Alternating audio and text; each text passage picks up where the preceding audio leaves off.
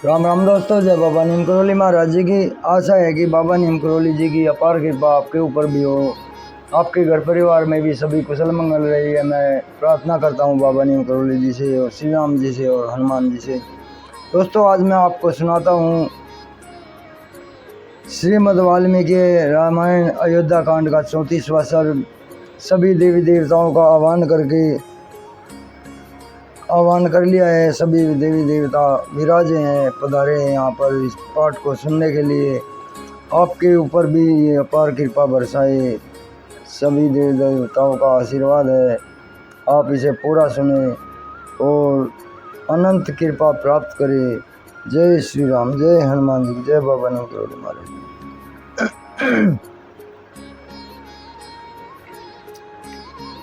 34वां सर्ग।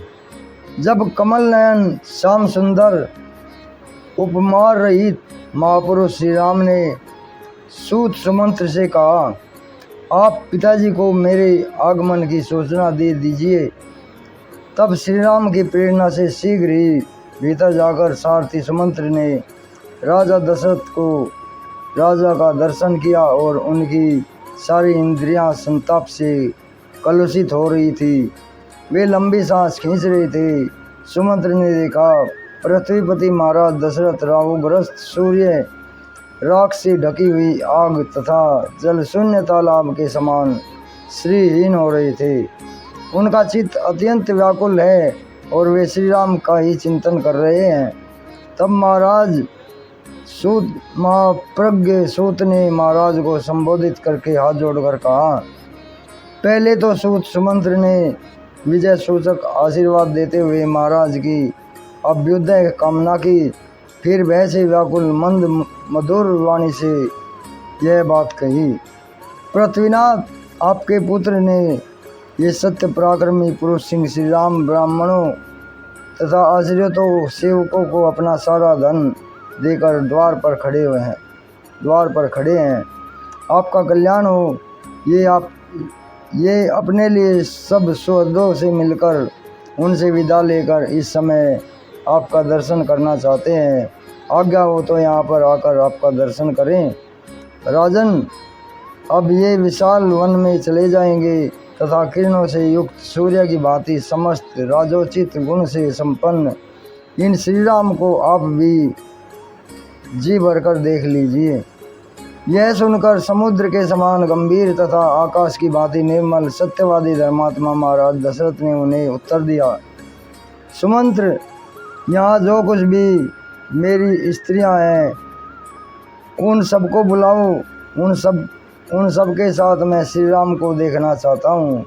तब सुमंत्र ने बड़े वेग से अंतःपुर में जाकर सभी स्त्रियों को देखा। सभी स्त्रियों से कहा, देवियों, आप लोगों को महाराज बुला रहे हैं, अतः वहाँ शीघ्र चलें। राजा की आज्ञा से सुमंत्र ने ऐसा कहने पर वे सब रानियां स्वामी का आदेश समझकर उस भवन की ओर चली। कुछ लाल नेत्रों वाली 350 पतिव्रता युवतियाँ स्त्रियां महारानी कौशल्या को सब ओर से घेरकर धीरे धीरे उस भवन में गई। उन सबके आ जाने पर उन्हें देखकर पृथ्वीपति राजा दशरथ ने सूत से कहा, सुमंत्र, अब मेरे पुत्र को ले आओ। आज्ञा पाकर सुमंत्र गए और श्री राम और लक्ष्मण तथा सीता को साथ लेकर शीघ्र ही महाराज के पास लौट आए। महाराज दूर से ही अपने पुत्र को हाथ जोड़कर आते देख सहसा अपने आसन से खड़े हो गए। उस समय स्त्रियों से घिरे हुए नरेश शोक से आर्त हो रहे थे। श्री राम को देखते ही वे प्रजापालक महाराज बड़े वेग से उनकी ओर दौड़े, किंतु उनके पास पहुंचने के लिए पहले ही दुख में व्याकुल हो पृथ्वी पर गिर पड़े और मूर्छित हो गए। उस समय श्री राम और महारथी लक्ष्मण बड़ी तेजी से चलकर दुख के कारण अचेत हुए अपने शोक भग्न महाराज के पास जा पहुँचे। इतने ही में उस राजभवन के सभी भीतर सहसा आभूषणों की ध्वनि के साथ सैकड़ों स्त्रियों का हा राम यह आर्तनाद गूंज उठा। श्री राम और लक्ष्मण दोनों भाई भी सीता के साथ रो पड़े और उन तीनों ने महाराज के दोनों भुजाओं से उठाकर पलंग पर बिठा दिया। शोकाश्रु के सागर में डूबे हुए महाराज दशरथ को 2 घड़ी में जब फिर चेत आया, तब श्री राम ने हाथ जोड़कर उनसे कहा, महाराज आप हम लोगों के स्वामी हैं, मैं आपका दंड कारण्य में जा रहा हूँ और आपसे आज्ञा लेने के लिए आया हूँ। आप अपनी कल्याणमयी दृष्टि से मेरी ओर देखिए। मेरे साथ लक्ष्मण को भी वन में जाने की आज्ञा दीजिए। साथ ही यह भी स्वीकार कीजिए कि सीता भी मेरे साथ वन को जाए। मैंने बहुत से सच्चे कारण बताकर इन दोनों को रोकने की चेष्टा की, परंतु ये यहाँ रहना नहीं चाहते हैं। अतः दूसरों को मान देने वाले नरेश, आप शोक छोड़कर हम सबको, मुझको, लक्ष्मण को और सीता को भी उसी तरह वन में जाने की आज्ञा दीजिए जैसे ब्रह्मा जी ने अपने पुत्र सनकादिक को तप के लिए वन में जाने की अनुमति दे दी थी। इस प्रकार शांत भाव से वनवास के लिए राजा की आज्ञा की प्रतीक्षा करते हुए श्री रामचंद्र जी की ओर से महाराज ने उनसे कहा, रघुनंदन, मैं कैकेयी को दिए हुए वर के कारण मोह में पड़ गया हूँ। तुम मुझे कैद करके स्वयं ही अपनी अयोध्या पे राज कर लो। तुम यहाँ के राजा बन जाओ और मुझे जेल में डाल दो। महाराज के ऐसा कहने पर बातचीत करने में कुशल धर्मात्माओं में श्रेष्ठ श्री राम ने दोनों हाथ जोड़कर पिता को इस प्रकार उत्तर दिया, महाराज आप सैकड़ों वर्षों तक इस पृथ्वी का अधिपति बने हैं। मैं तो अब वन में ही निवास करूंगा। मुझे राज्य लेने की इच्छा नहीं है। नरेश्वर, 14 वर्षों तक वन में घूम फिरकर आपकी प्रतिज्ञा पूरी कर लेने के पश्चात मैं पुनः आपके युगल चरणों में मस्तक झुकाऊंगा।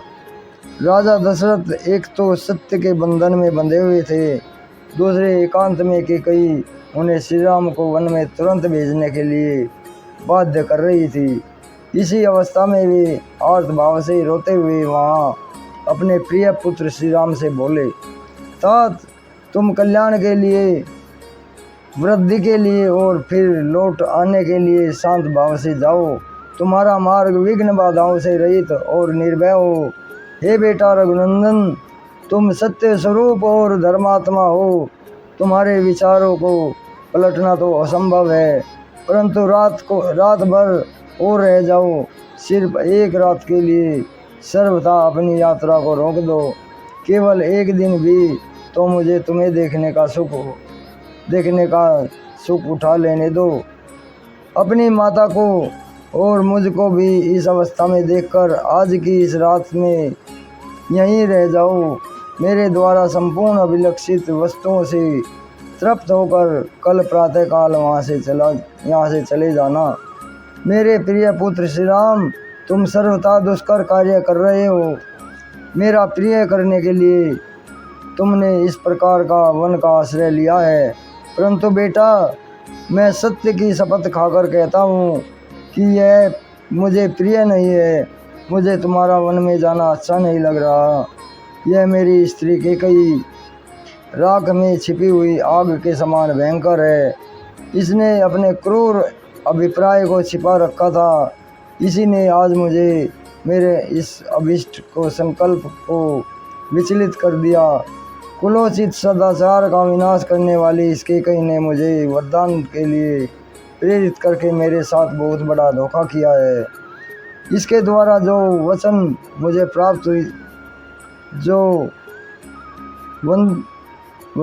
प्राप्त हुई थी उसी को तुम पार करना चाहते हो। पुत्र, तुम अपने पिता को सत्यवादी बनाना चाहते हो। तुम्हारे लिए यह कोई अधिक आश्चर्य की बात नहीं है, क्योंकि तुम गुण और अवस्था दोनों ही दृष्टियों से मेरे ज्येष्ठ पुत्र हो। अपने शोकाकुल पिता का यह कथन सुनकर उस समय छोटे भाई लक्ष्मण सहित श्री राम ने दुखी होकर कहा, महाराज, आज यात्रा करके मैं जिन गुणों लाभों को पाऊंगा उन्हें कल कौन मुझे देगा। अतः मैं संपूर्ण कामनाओं के बदले आज यहाँ से निकल जाना चाहता हूँ।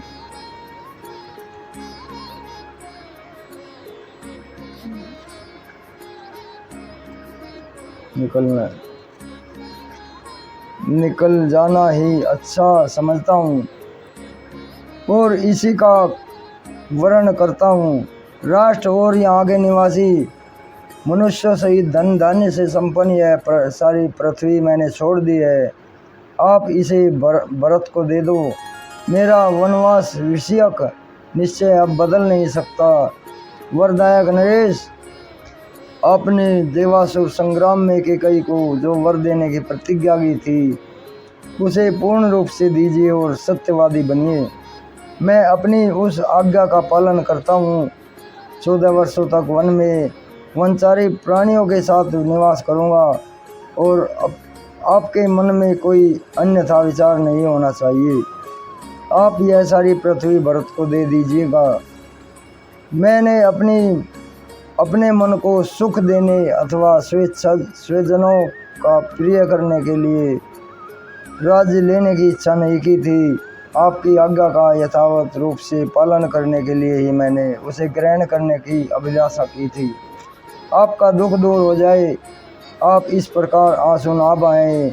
सरिताओं का स्वामी दुर्धर्ष समुद्र अक्षुब्ध नहीं होता है, अपनी मर्यादा का त्याग नहीं करता है। इसी तरह आपको भी अक्षुब्ध नहीं होना चाहिए। मुझे ना तो राज्य की, ना सुख की, ना पृथ्वी की, ना ही इन संपूर्ण भोगों की, ना स्वर्ग की और ना ही जीवन की इच्छा है। मेरे मन में यदि कोई इच्छा है तो वह यही है कि आप सत्यवादी बने, आपका वचन मिथ्या ना जाए। यह बात मैं अपने सामने सत्य और शुभ कर्मों की शपथ खाकर कहता हूँ। तात, अब मैं यहाँ एक क्षण भी नहीं ठहर सकता। अतः आप मुझे इस शोक को बंद करके अपने भीतर ही दबा लें। मैं अपने निश्चय के विपरीत कुछ भी नहीं कर सकता। रघुनंदन, कैकेयी ने मुझसे यह याचना की है कि राम, तुम वन को चले जाओ। मैंने वचन दिया था कि मैं अवश्य जाऊंगा। उस सत्य का मुझे पालन करना है।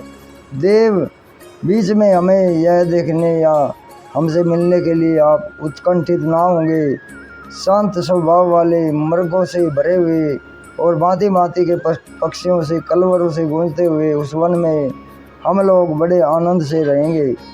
तात, पिता देवताओं के भी देवता माने गए हैं, अतः मैं देवता समझकर ही पिता को उसकी आज्ञा का पालन करूंगा।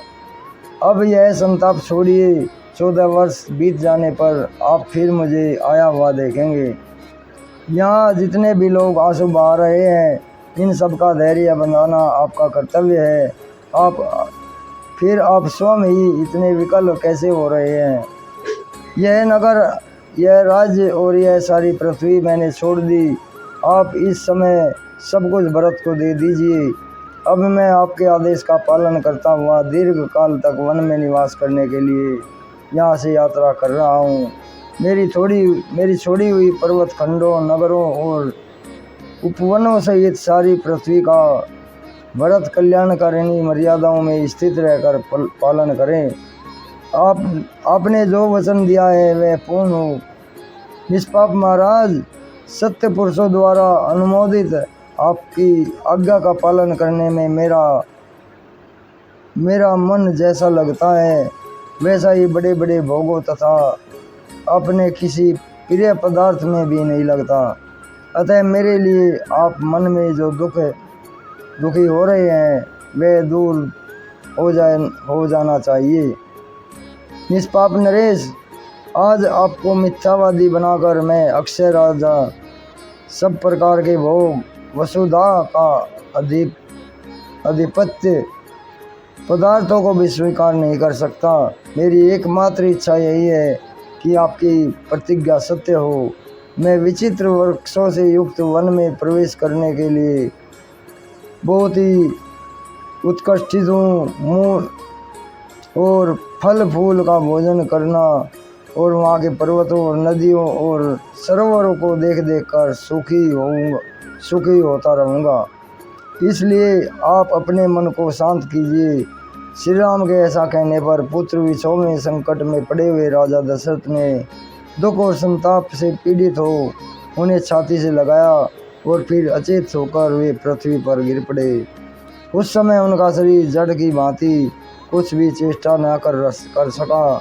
यह देख राजरानी केकई को छोड़कर वहाँ एकत्र हुई सभी रानियाँ रो पड़ी। सुमंत्र भी रोते रोते मूर्छित हो गए तथा वहाँ सब और हाहाकार मच गया। इस प्रकार श्री वाल्मीकि निर्मित आर्ष रामायण आदि काव्य में अयोध्या कांड का 34वां सर्ग पूरा हुआ। जय श्री राम, जय हनुमान जी की, जय बाबा नीम करोली महाराज। हे राम। तो दोस्तों, ये श्रीमद् वाल्मीकि रामायण अयोध्या कांड का 34वां सर्ग पूरा हुआ है। इसे पूरा सुने और आगे भी शेयर करें ताकि बाबा जी की और हनुमान जी की और श्री राम जी की सभी देवी देवताओं की अपार कृपा आपके ऊपर हो, यही मैं प्रार्थना करता हूँ। तो अभी आज्ञा लेता हूँ दोस्तों। जय श्री राम, जय हनुमान जी की, जय बाबा नीम करोली महाराज जी।